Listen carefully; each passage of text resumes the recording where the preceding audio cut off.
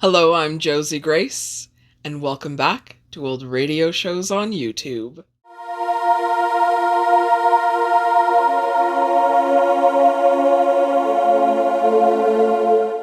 How's everybody doing today? I hope you're well. In this episode, we have more lights out going on. A lot of lights out going on lately. It's just been the week of lights out. It's fine. It's fine. I'm quite enjoying bringing you these. I know we're only on episode 4 of bringing more radio shows to the internet right now, but we're going to keep doing it, and we're going to keep having fun doing it. Like I said in the previous episode, please leave some comments down below. Let me know what you want to hear. If there's a specific episode, a specific version of something, because I know different productions did the same scripts. Like, I believe Suspense and Lights Out did Murder Castle. So, and there's a couple different versions of Mars's Heaven. So there's a lot of different stuff out there. Let's hear what you guys want to hear. Okay? I would love to know what you guys want to hear. Since we're still doing Lights Out, I wanted to mention how Arch Obler managed to get so many scripts written. These 30-minute episodes, writing a script takes time. Sometimes, well, a lot of times, he would lay in his bed at night, smoking cigarettes, and dictating the episodes. Like, he would improvise them out loud into a dictaphone. He'd act out every line in the play while he was there, and when you're acting with your voice, it's a little bit different. You kind of get some movement into it, but you realize all the different characters in the play, and you need to be able to improvise. Really? Like, what do you mean, improvise? Well, what I mean is improvise. So, anyways, it would allow him to actually write these scripts and get them out there within about half an hour. Every once in a while, it would take 3 or 4 hours, but that's okay. He would get it done, and then he was able to write it all out, and people were able to listen to it, and he was able to give something to the studio every week, because these people had more things to do than just, write the script for the old radio show. There was a lot going on when it came to old Hollywood. Like, if you were contracted by NBC, for example, which is what Lights Out was on, you would have to do all kinds of things. So if you were a movie star and you were contracted by MGM, you could only be in MGM things, and you had to be where MGM wanted you to be at all points in time, and the studio pretty much owned you. So that's another episode of this altogether. So for this episode, we have The Sea. Lights out, everybody.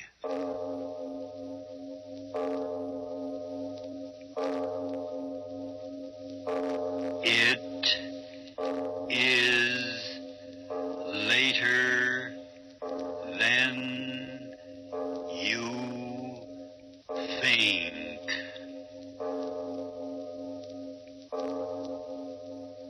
This is Arch Obler bringing you another in our series of stories of the unusual. And once again we caution you, these lights out stories are definitely not for the timid soul.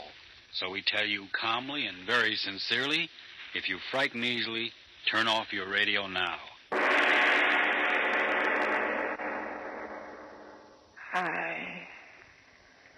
I know. It's dying I am, Father Donahue. And old as I am, I'm not ready to die until... come closer, Father, and hear my miserable confession. You know, Mary's a good woman of the village. Yet I've heard what you say. There's no finer old woman in all the islands than the widow Danelle. But that's not so, Father Donahue. And if I'm to meet all my old friends in the island of paradise, then hear me out and pray for me. You know my sons, Thomas and Paddy, born on the same cold winter's night they were. And the firstborn, Thomas, was as good as an angel in paradise. But the second, the one I named Paddy, was evil from the moment he took his first breath of God's good air. It was Thomas that carried the load of the family on his back, fishing from early to late. But Paddy, that rake, drinking and brawling and running from work as if the devil himself was pulling him away. I prayed to the good God every night that some goodness come into the man's heart. But with every year he grew worse, stealing what his crooked tongue couldn't talk away from honest men. But his brother Thomas, he repaid me for all the trouble. A good boy. And when he came to me with the word that he was to marry Eileen, the heart in me sang for the good God always meant for the two of them to be together. How I remember the day of the wedding. The sun shining, and the sky and the sea smooth as a baby's cheek. I was so happy, little knowing of the horror of what was to come. It was a happy morning. So Listen to the mother. Did you ever hear a happier sound in all creation? Why shouldn't they be happy, Thomas? It's not every day that such a blessed marriage comes in the island. The prettiest girl in all the Blaskets waiting to be your bride as soon as the sun starts setting. My bride. Mother, that's a grand word. I'm happy for you, my son. I wonder where Paddy can be. Paddy. Yes, he isn't around. You know where he is. That's rake. It'll be a better wedding without him. Oh, now, Mother, don't say things like that. After all, he's your son and my brother. There is sorrow in my heart as he's drinking and brawling. Paddy, you did come. Speak of it, and why shouldn't I be here? There's an honest stranger that are welcome at your wedding. Oh, no, Paddy, that's not the way to talk. There's food and drink and... No, wait a minute. I've got more important things to do than to be filling me belly. Listen to me, Brother Thomas. Is your head that full of weddings that it can't get a chance of making us all richer than a Yankee? What do you mean? Yes, speak up, Paddy. What devilment are you up to now? Devilment nothing. It's honest money I'm talking about. And may the next pipes and tobacco be at me on wake if I'm not telling you the truth. I'm listening, Paddy. Let's hear what you have to say. Do you remember the hulk of a ship that was wrecked off in East Nabro a bit ago? Well? Well, I went there yesterday to see if there was anything worth having. Listen to me, brother. In the bottom of a pool no deeper than this room is lying enough bolts of copper and brass to make you and me the richest men on the island. What? You can believe your ears. Wouldn't you rather bring the bride a pocketbook filled with gold sovereigns than the empty leather you've got now? But, Paddy, wish you, Mother. You talk to the men. But if it's in the sea, it'll wait until after the wedding. Wait, will it? And with those Inish boats sailing out around the place, I tell you it's now or never. And may my sword to the devil if I'm not saying 2 words. Thomas, it would be nice to have a bit of money in the house. Yes? Well, then what are you waiting for? You've got a boat big enough to handle the stuff, and I'll be there to help you. And in 3 hours you can be back here dancing. It's Eileen. Let her have the word whether you stay or go. Stay or go where, Mother Danelle? What's going on, Thomas? Well, you see, Eileen... You're the day short. Let me say it. Eileen, there's a fortune in brass and copper bolts waiting for us in water no deeper than a man's neck, over off Inish Nabro. And Tommy here thinks you'd be fool enough to say no to his going. But must he go now? The sea doesn't wait. We'd be back in 3 hours, Eileen. I just think, Eileen, you'd have a dress for every day of the week. Thomas, do you want to go? We could build a new house with the money. Mother Danelle, do you think Thomas should go now? I mean, with all them out there? Well, we're so poor, and Thomas, young as he is, so worn and weary from work. Maybe this is God's blessing, a gift from heaven for putting our faith in him who watches over all of us. God's blessing is right. £100. And we'll be the kings of the island. Come on now. We can take the side path down the cliff. Wait, brother. Eileen, is it your wish? I'd be a poor wife to you, Thomas, if I stood in your way of making a living before our marriage. My darling. There'll be time enough for that now when we get back. Come on, Thomas, let's get out of here. Hurry back to me, my dearest. The sea will take me to our good fortune, and the sea will bring me back. Out this way, Thomas. Come on, hurry up. Yeah, I'm coming. Until the wedding, darling. God go with you. Thomas! Yes. I'll be back in 3 hours, Mother. As rich as a Yankee. Bye. Eileen. Little baby, why should you cry? Thomas has plowed the sea so many times. Why should you cry this time? Mother Danelle, I'm frightened. Frightened? And tell me, why should you be frightened?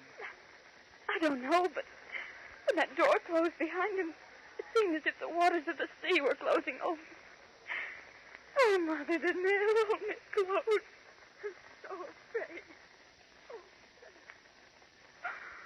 And soon, Father Donahue, Eileen and I left the dancing and the fiddling behind and climbed the long path up to the top of the cliff so our eyes could see far out over the water. And all the time, Eileen kept crying that she'd never see Thomas again. That she'd never see Thomas again. Oh, Tom. Oh, stop crying and say the things you're saying, girl. It's tempting the devil to do his evil work. Oh, I haven't climbed up this path for a minute. It's a little too steep for me old bones. Thomas, where are you? Oh, now stop that, girl. Our Thomas has found so much copper and brass, it's taken him longer than he thought. Oh, Thomas wouldn't come back like he wouldn't. Oh, well, Paddy would if there was a shilling extra to be made, and he's talked Thomas into it with that sharp tongue of his. The last ship. I know we'll see them. They're both weighed down with good fortune. Eileen, stay away from the edge. You'll go over the cliff. Oh, Mother Danelle, to the west. What? To the west where they went. The water. Oh, Mother, that wind. Where did it come from? Out of the west where he was. But in all my years, such a wind has never been before. The water. Look at it swirling and tossing before the wind. It's dead. No. Madonna's dead. No. Stop staying there. He's not dead, my Thomas. Eileen, come back here. Come back from the edge. Oh, that was a time, Father Donahue. The wind grew wilder and wilder. In a minute, the sea was pounding at the base of the cliff. And the girl shrieking she wanted to die with Thomas. And me fighting her back from the edge and praying to the good God to give me old arms the strength to hold her back until she came to her senses. None of us got a wink of sleep till the light of morning. Oh, that wind. I can hear it now. Snarling and talking.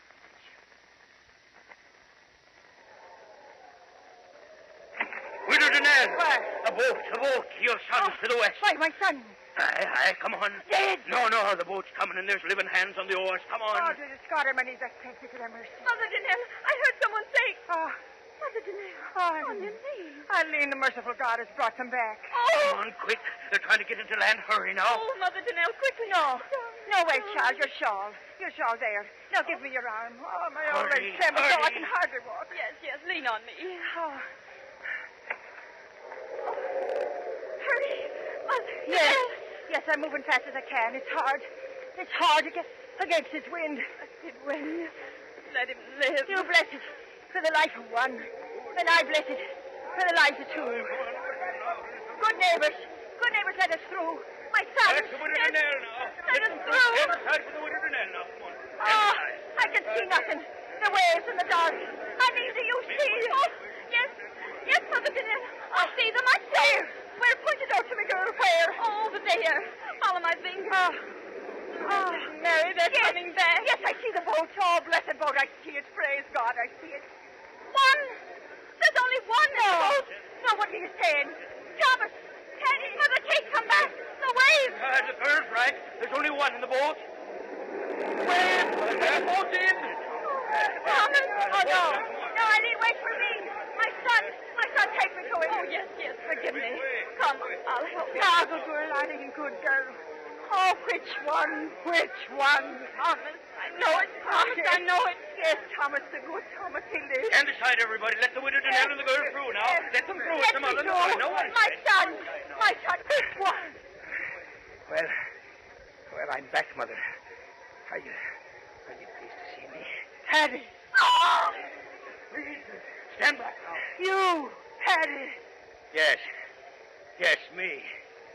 Ain't I got a right to live? Tell me quick, where is my son? Where's Thomas? Tell me, Paddy, where is my Thomas? Where do you think he is, old woman? Dead at the bottom of the sea.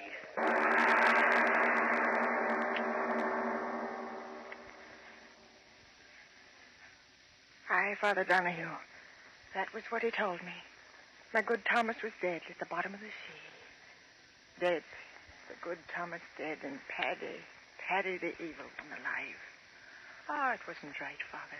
And in the days and nights that followed, I cried to God, why did you do it? Why? Why did the sea take my dear Thomas from the boat and leave Paddy? Was there no reward on earth for goodness and sweetness of soul? And in the seventh night of my sorrow, there came an answer.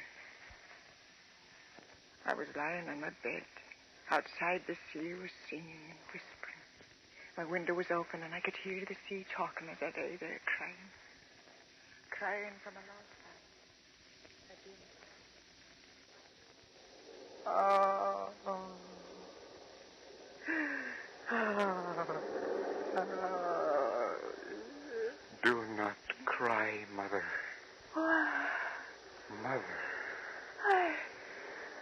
heard a voice. You heard me, brother. Thomas's voice. Oh, no. No, it's some wildness in my weary head. Mother, I am so weary. You must listen. Oh, dearest God, why do you do this to me? My son is dead. Dead in the sea. Why do you bring me the memory of his voice? Mother, believe me. If I could only see you, I would believe. Oh, no. The horror the sea made of me. Wind and wave and grinding rock against my flesh. Oh, I wouldn't care, my son. Just let me see that it is you, not my own voice speaking in my head. Oh, Mother, you don't know what you ask. But if there is no other way, close your eyes until I give you a word to open them. I've closed them. Now open, Mother, and have no fear. I beg you. Oh. This was Thomas. Oh, no. Mother, why did he murder me? Murder? The sea was calm. We reached the pool where he set the copper and the brass lay. I stripped off my clothes and dove under. Oh. And when I tried to come up for another breath of air, oh, Mother, he wouldn't let me do it. Oh, no. With his hand, he held me under. My hands, they tore at his arm. But he held me down until at last I screamed for mercy. And the water filled my mouth, my lungs, and killed me. My own brother killed me. And that is why I tore myself out of the sea. I want to know why he did it, Mother. Why? I cannot rest in peace until I know and understand. You tell me, Mother. Oh, speak, Mother. What gain could come to him for such a horror? I do not know. Oh, believe me, my son, I do not know. Then I must go back. I cannot stand this pain. Oh, my good Thomas. Look at this, what was Thomas Daenerys' face, Mother. Look at it and give me your oath you will not tell my Eileen or my brother of this night. Oh, but Your oath, Mother. They must not know. You hear me? They must not know. I swear, Thomas. Oh, merciful one, this pain. I go, Mother. Where? Back to the sea. Oh, and will we ever meet again, my son? Yes. The day I find out why he made me drown, I will return, Mother. I will return. Thomas, my son, come back. Oh, my son. My son. But he was gone, Father Donahue. Gone back to his nameless grave in the sea. Then it happened. Paddy talked his way into the good graces of the girl. Simple little Eileen. What did she know of the evil of men? That devil Paddy and my good Thomas's Eileen. It took the life out of me and made me long for the quiet of my grave. And then came the day of the wedding. Again the fiddler was playing. Again the good people of the islands were happy. I alone was sad, weeping at what I knew.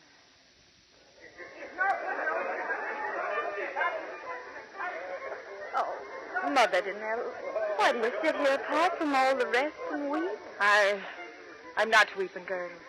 For weeks you've been so sad.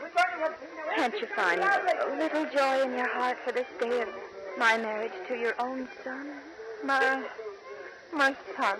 Well, I do not love him as I did dear Thomas. May he rest in peace.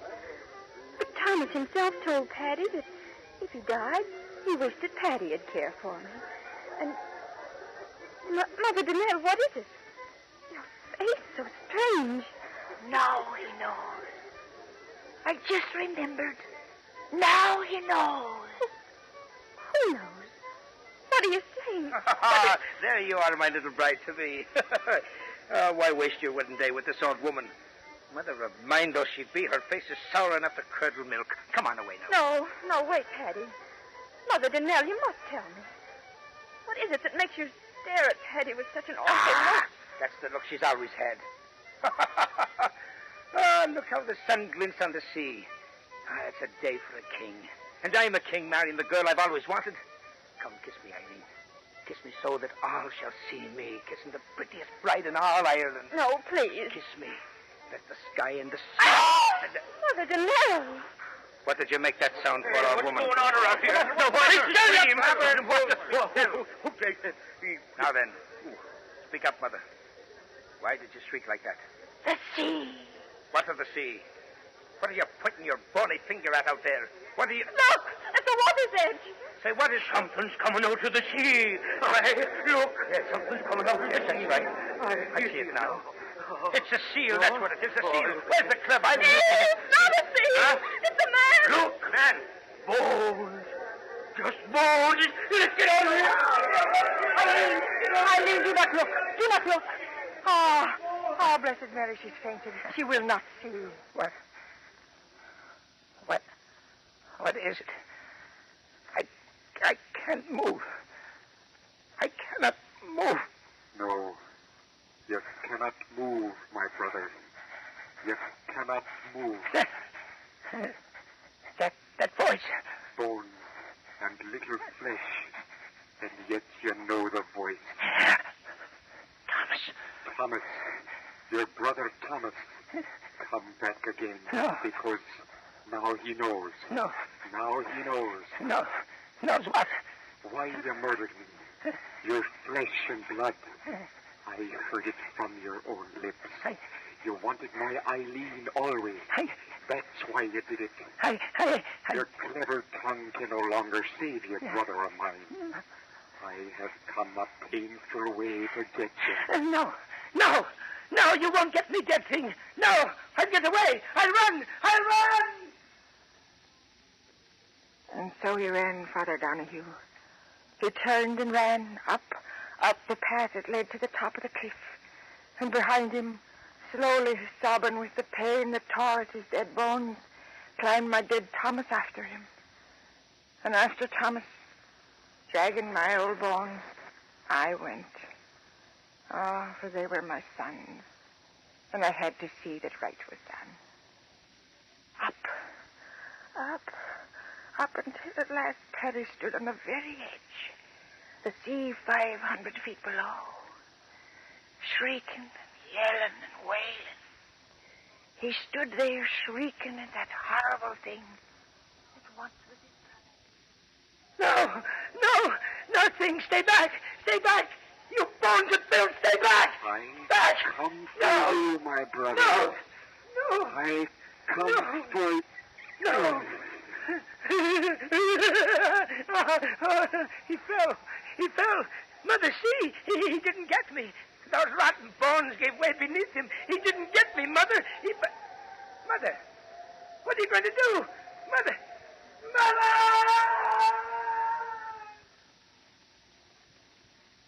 Over the cliff Paddy went, turning and twisting, and into the sea where the water covered him over. When the others of the village came up there at last, I told them that the old bones of Thomas had done it. Had clutched Paddy close to and thrust him over. Oh, Father Donahue, listen. It was I, that day, that final push, that sent the evil son of mine to his death. Thomas tried and failed before he had his last measure of revenge. So I did it, Father.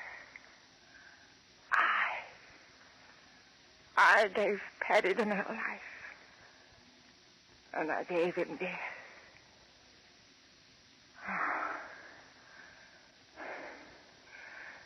Is there any forgiveness in heaven for what I did?